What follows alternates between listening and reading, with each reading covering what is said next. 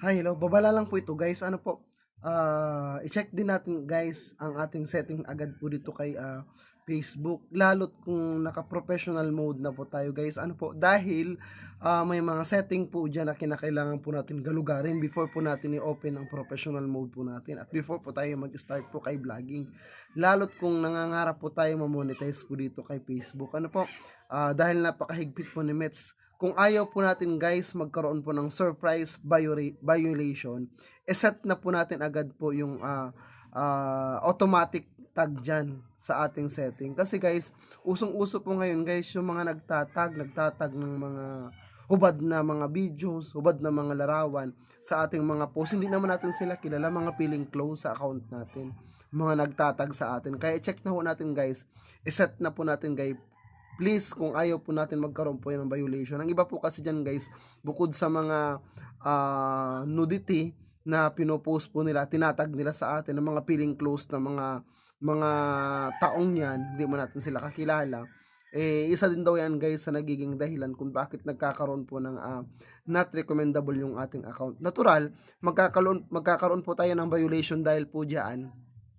'Di ba? Kaya kung ano po, kung para maiwasan po natin diyan, yung iba pa man din, ang mga pino-post po nila against dun sa mga rules ni Mets. Yung isa may naka-post about sa information sa COVID vaccine. 'Di bawal baga? Tapos yung political advice na nandito kay Mets, restriction din yan, violation din yan. Magiging dahilan yan kung bakit magkakaroon po tayo ng not recommendable po na page or not recommendable po na profile. Ano po, good thing, guys, may setup naman po dyan. Wag natin i-automatic tag. Ano po, ang ibang mga feeling close kasi automatic tag niya. Tapos minsan may basher pa na friend natin na automatic magtatag sa atin para magkaroon po tayo ng demonetized na account. Yung pala naiinggit lang. Iba kasi sinasadya nilang itag. O, 'di ba?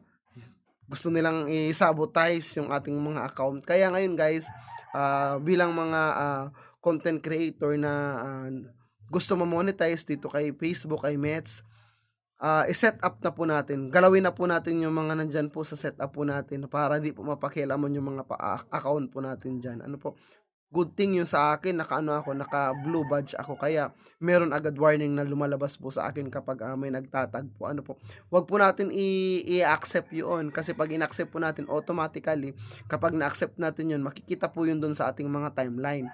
Ano po, baka mawala po yung mga monetization tool po natin dahil lang po dun sa mga nagtag na hindi mga karapat dapat, mga porn star, feeling mo porn star yung pinagtatagan mo, mabait to, oy. Joke lang. Nakakainis lang kasi syempre nakikita nilang nag-exert ka ng effort para lang magkaroon ng mga content itong profile or page natin. Merong mga tao talagang magsasabotage po sa atin. Kaya ingatan po natin ang ating mga account, guys. Ano po, no to automatic tag. Set na po natin 'yan dito po sa ating setting para hindi po tayo mapakialaman ng mga pakialamera po 'yan, mga maitim ang budhi. Salamat.